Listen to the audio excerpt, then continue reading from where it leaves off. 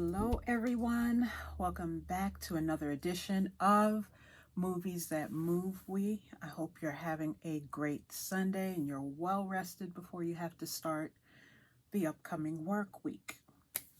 So, I know some of you probably saw the banner on the pages and were like, Nikkei, really? You're talking about The Little Mermaid and it's about to leave theaters.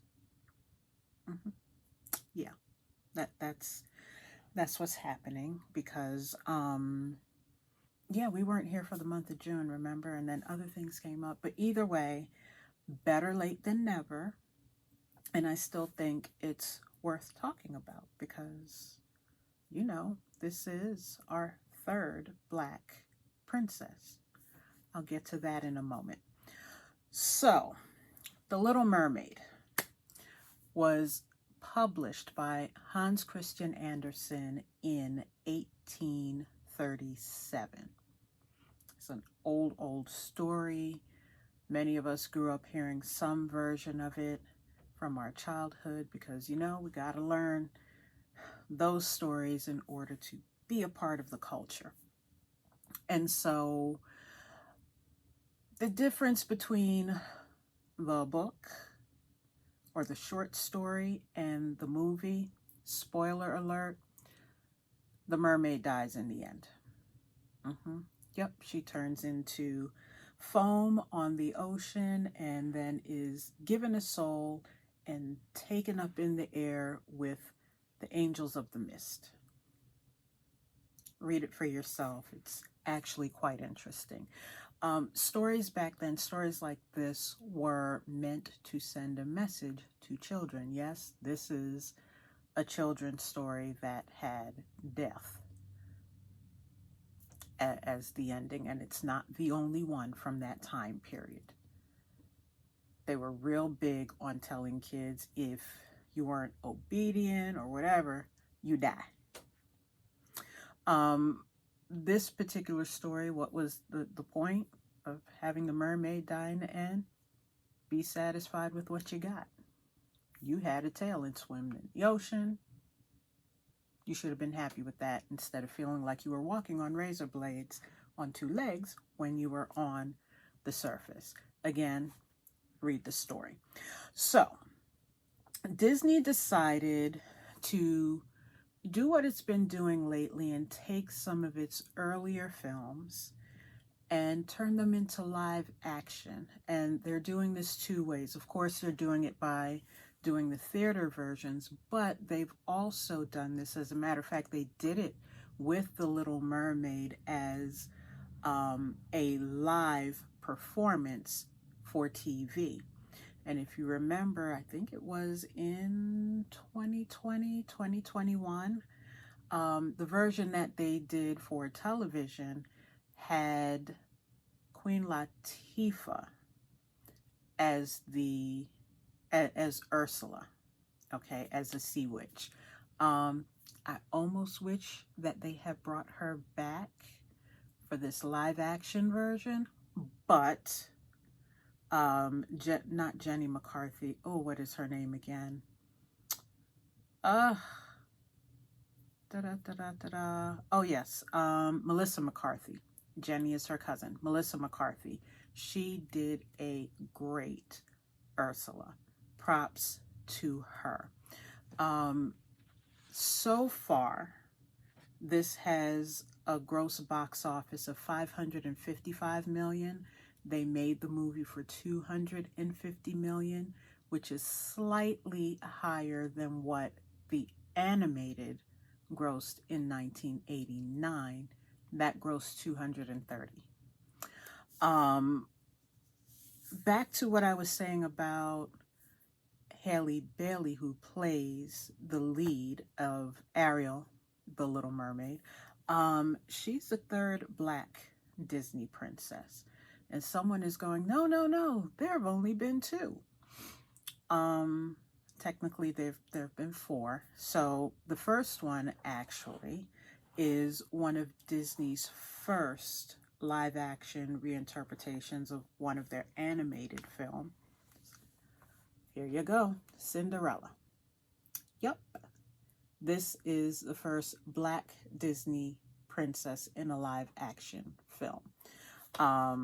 Following this, you have Anika Noni Rose as Tiana from The Princess and the Frog, and then you have the princess from Black Panther, so she's the third, and Halle Bailey is your fourth. So some people weren't necessarily comfortable with this, plainly put, because the mermaid was black in this one. And they gave all kinds of reasons for not being comfortable with Halle being black.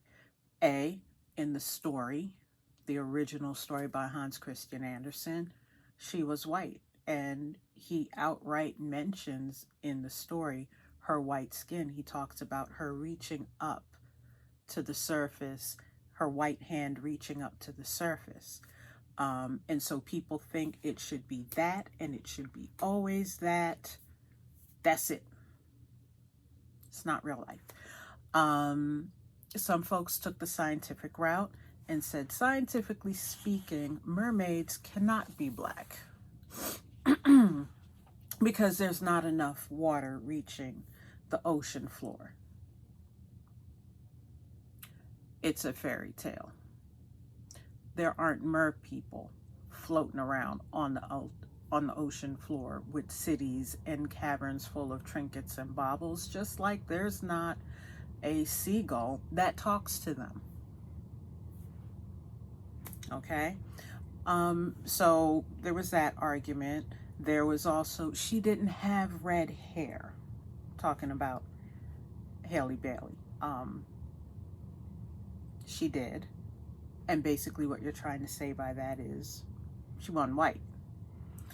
And it's not the Ariel that they remember from their childhood, which, again, say it with me, class, they didn't like it because she wasn't white. And this was not just coming from white people. There were black people who were saying a lot of these things. They're coming from different ends of the spectrum, but it all amounted to either A, we're used to seeing ourselves centered because she's white, we can relate to her, or we're not used to seeing ourselves centered in these stories. It's making us a little bit uncomfortable. Disney, like I said, has been working for, like the last 30 years to shift that narrative, as well as centering girls as more empowered. So the girls and women in their story are a little more take charge, even in these classic retellings of these stories. They're doing this by more diverse casting. Again, I point to this, the first time that I've seen it.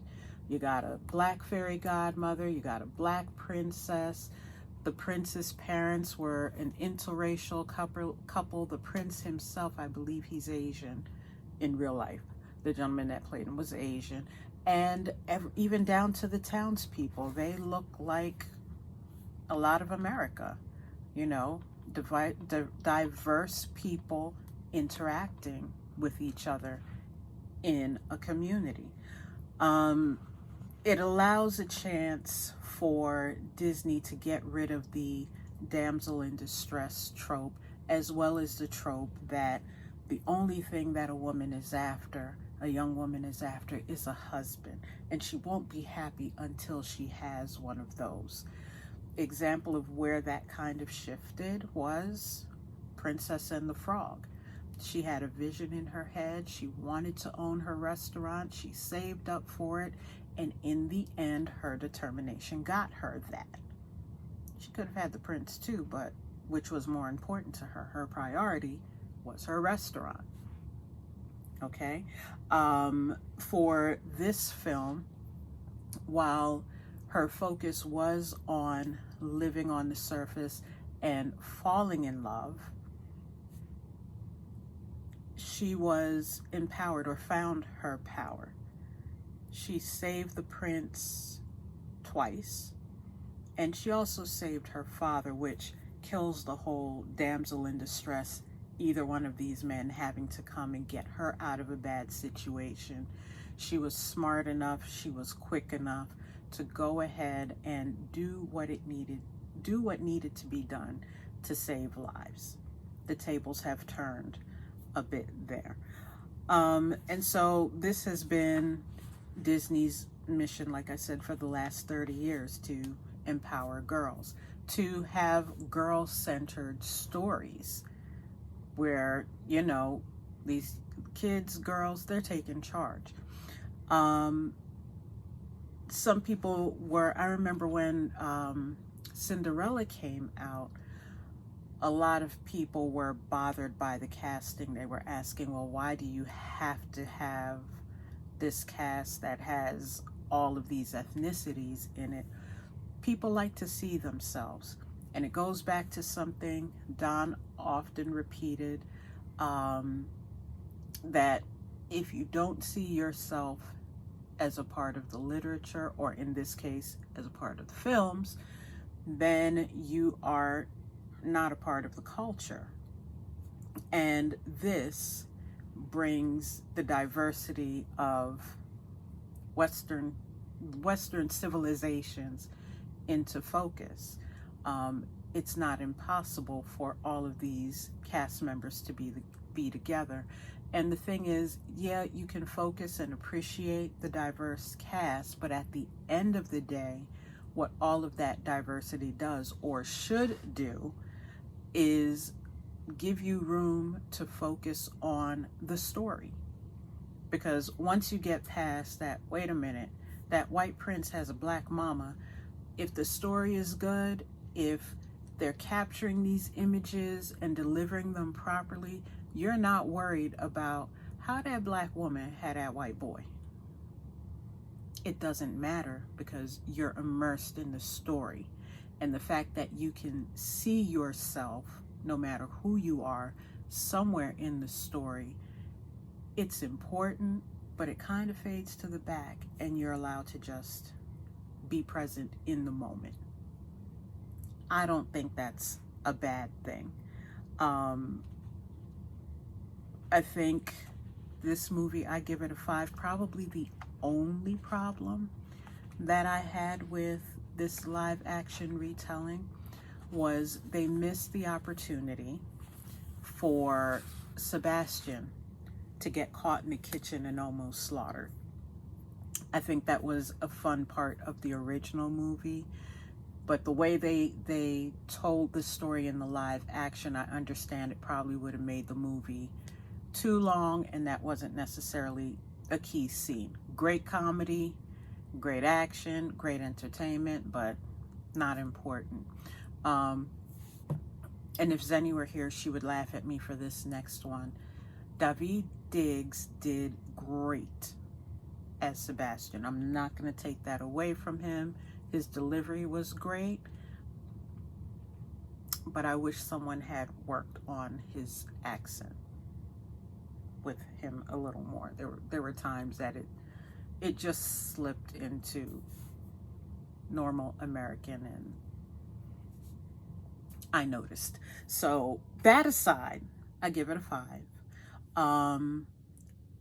I think a lot of the controversy that people had about Halle Bailey's casting, great conversation, and it gives us something to look towards in future films, or at least something to question about future films. Halle Bailey did great in this role. She didn't divert too far from the Ariel that we're used to, but she put her own little touch on it, and I think it was fantastic. So if you didn't get a chance to see it while it was in theaters, it's about to leave theaters now, probably in the next week or so, and it'll probably be about a month, 2 months before Disney puts it up on Disney Plus. So, you know, keep your ears peeled, keep your eyes peeled for that. It will be available on streaming shortly. So that's all I have for today. Just want to remind you guys that starting next week, there'll be no show on Sunday. And we are going to be taking a break through the month of August because it seems like everybody in my family has a birthday in August. And so we're going to celebrate Leo season. Meow. So join us when we come back in September. I will do my best to put out a list of what we will be discussing for the month of September. Until then, have a great week. Have a great August. Don't forget to like, share, follow us here on Facebook at Movies That Move We, and also check out our playlist on YouTube. Go to Media That Moves We on YouTube and touch our playlist. Movies That Move We. Okay? Feel free to watch every episode that we have over there. Leave comments. Again, share with people you think may have an interest in discussing Black films. So until September, thanks for watching and see you next time.